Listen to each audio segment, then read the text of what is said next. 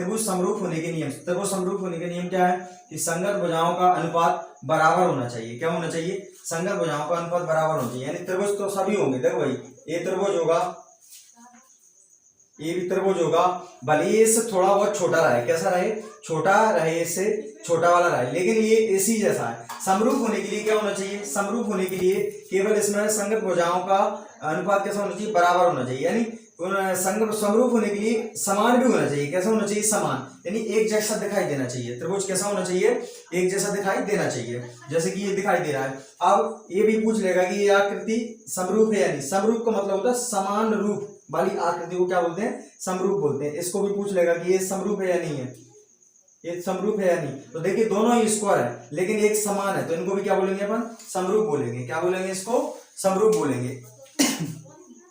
तो इनको भी क्या बोलेंगे भाई? समरूप बोलेंगे। अब इनमें समरूप बोलने के लिए इनकी भुजाओं का मान भी कैसा होना चाहिए? जैसे कि मैं बोल दूं उसमें इसको नाम दे दूं मैं, इसको नाम दे दूं मैं ए बी सी।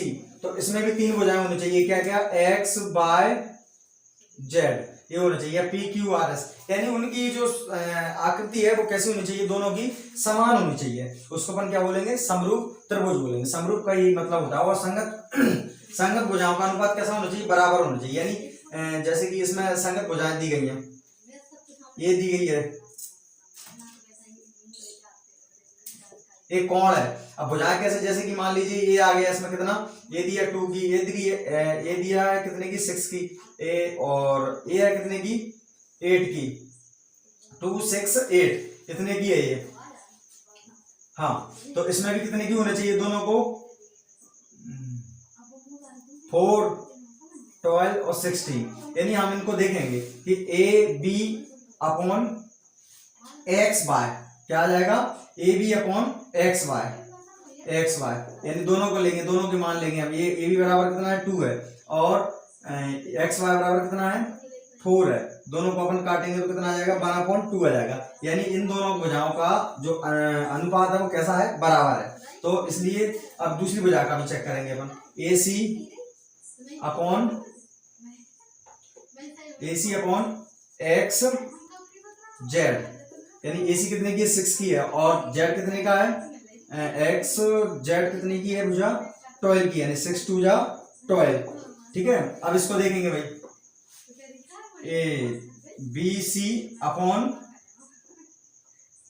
बाय जेड, तो बी सी कितने की? इसमें 8 की है, और बाय जेड कितने की? 16 की है। दोनों को काटेंगे तो कितना है? 1/2। देखा होगा आप लोगों ने कि तीनों का क्या आ रहा है? 1/2, यानी इनकी सारी भुजाओं का अनुपात क्या है? सेम है। तो इसमें लिखा है संगत भुजाओं का अनुपात बराबर होना चाहिए। तो बराबर होना चाहिए सबसे पहले तो समरूप होने के लिए। ठीक है, सेकंड नियम होता है कि संगत कोणों भी बराबर के होना चाहिए। कोण कैसे बराबर के? जैसे कि मैंने इसमें त्रिभुज बना दिया है, ए बी सी बना दिया, इसमें भी मैंने बना दिया पी क्यू आर। कोई दिक्कत नहीं, नाम तो इधर उधर दे सकते हैं, नाम से हमें कोई समस्या नहीं होगी, क्योंकि नाम से कुछ नहीं होना चाहिए, छोटा बड़ा हो उससे भी दिक्कत नहीं। लेकिन संगत भुजाओं का कोण होना चाहिए कैसा? बराबर। यानी मैंने बोल दिया इसको कितना, इसको मैंने कितना कर दिया? 40 कर दिया, इसको 60 कर दिया, इसको 80 डिग्री कर दिया। तो इसमें भी करूंगा मैं, इसमें कितना कर दिया मैंने? 40 कर दिया, इसको कितना कर दिया? 60 कर दिया, और इसको कितना कर दिया? 80 कर दिया। तीनों के मैंने एंगल राइट कर दिए इसमें। अब मुझे ये देखना है कि ये बराबर है कि नहीं। तो कोण यानी एंगल ए इक्वल, अब देखो 60 कौन है? इसमें कौन है? आर है, तो एंगल आर, ये दोनों बराबर के हैं। उसके बाद देखेंगे एंगल बी, और इसमें देखेंगे एंगल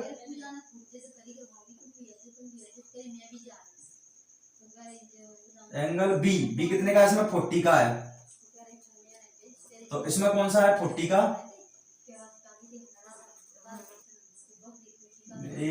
एंगल कौन सा है इसमें? एंगल ए 60 डिग्री का, तो एंगल आर 60 डिग्री का है ये, और ये सेम है। अब देखेंगे हम एंगल बी और एंगल पी, तो एंगल बी बराबर एंगल पी, ठीक है, कोण बी बराबर कोण पी। अब इसमें देखेंगे हम कोण सी इक्वल, इसमें कोण क्यू, ये आपस में बराबर है, यानी इनके संगत भुजाओं का कोण कैसा होना चाहिए? बराबर होना चाहिए, समरूप होने की। तो समरूप होने के लिए नियम पढ़ लिया।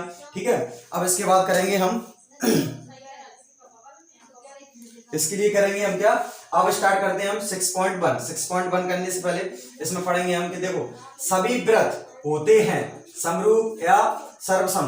तो देखो भाई वृत्त तो होते हैं, अब वृत्त कोई वृत्त बना रहा है 5 सेंटीमीटर रेडियस वाला, ठीक है, कोई बना रहा है 2 सेंटीमीटर रेडियस वाला, ये 2 वाला, ये 5 वाला है, तो कोई सभी एक समान थोड़ी बनाते हैं, वृत्त वृत्त बनाते हैं तो सब अलग अलग बनाते हैं। तो देखो भाई कोई तो बना सकते हैं, सभी प्रकार के वृत्त होते हैं, तो सभी प्रकार के वृत्त होते हैं तो समरूप होंगे या सर्वसम होंगे। तो देखने में तो कैसे होंगे, समरूप होंगे, कैसे होंगे, समरूप होंगे, लेकिन उनकी भुजाएं और उनकी त्रिज्या बराबर नहीं होगी, तो इसमें क्या आएगा भाई, इसमें समरूप आएगा, ठीक है। और सभी वर्ग कैसे होते हैं, सभी वर्ग समरूप होते हैं या सर्वसम होते हैं, तो सभी वर्ग भी कैसे होते हैं, समरूप होते हैं, क्योंकि वर्ग कोई भी बनाएगा तो सेम ही बनेगा, भले इसकी भुजाएं कोई ज्यादा या कम ले सकता है, लेकिन होगा कैसा, समरूप होगा, इसमें भी क्या होगा, इसमें भी समरूप होगा, ठीक है। सभी त्रिभुज समरूप होते हैं, समद्विबाहु होते हैं, समद्विबाहु होते हैं, समबाहु। तो सभी त्रिभुज होते हैं, जो कि हम देख सकते हैं त्रिभुज में कितने एंगल होते हैं, 3 एंगल होते हैं, तो इनमें कैसे होते हैं, समद्विबाहु होते हैं, कैसे होते हैं, समद्विबाहु होते हैं, क्योंकि 3 वाला क्या होता है, समद्विबाहु। अब क्वेश्चन नंबर करेंगे हम 4 वाला,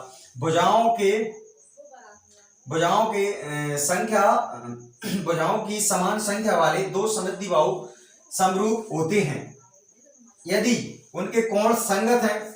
तो कोण अगर समान अनुपाती है तो कोण तो समान अनुपाती नहीं होंगे, उनके कोण बराबर होंगे तो ये क्या होंगे, समद्विबाहु होंगे, और इसमें क्या होंगे, समद्विबाहु होंगे, तो इसमें क्या आएगा, बराबर, ठीक है। और उनकी संगत भुजाओं के कोण कितने होंगे, समानुपाती होंगे, क्या होंगे, समानुपाती, ठीक है। अब क्वेश्चन आता है इसमें, निम्नलिखित युग्म में से 2 भिन्न के उदाहरण दीजिए। जैसे कि समरूप आकृति कैसी होती है, समरूप आकृति होती है जैसे एक समान हो, मैंने इसको बना दिया, ये भी सर्कल है, ये भी सर्कल है, तो ये दोनों आपस में कैसे होंगे, समरूप होंगे। मैंने ये बना दिया, ये भी दोनों आपस में कैसे होंगे, समरूप होंगे, और ये भी कैसे होंगे, समरूप होंगे। आप चाहो तो नाम दे सकते हो, जैसे त्रिभुज है, चतुर्भुज है, इनको अपने हिसाब से नाम दे सकते हो। जैसे इसमें 2 सेंटीमीटर की, तो ये भी 2 सेंटीमीटर की, ये 4 की रहेगी, और ये भी 4 की रहेगी, मतलब आपस में ये सब कैसे होंगी, समान होंगी, ठीक है, सारी भुजाएं कैसे होंगी, समान होंगी, तो ये हो गया समरूप आकृति। अब ऐसी आकृति जो समरूप नहीं होती, अब मैंने बना दिया एक त्रिभुज बना दिया और एक सर्कल बना दिया, एक क्या बना दिया, स्क्वायर बना दिया, क्या ये आपस में समरूप हैं, तो इसमें 3 एंगल, इसमें 3 एंगल होते हैं, इसमें 4 होते हैं, तो ये कैसे हो जाएगा, ये नहीं होगा ना, तो ये समरूप नहीं होगा, यह समरूप नहीं होगा।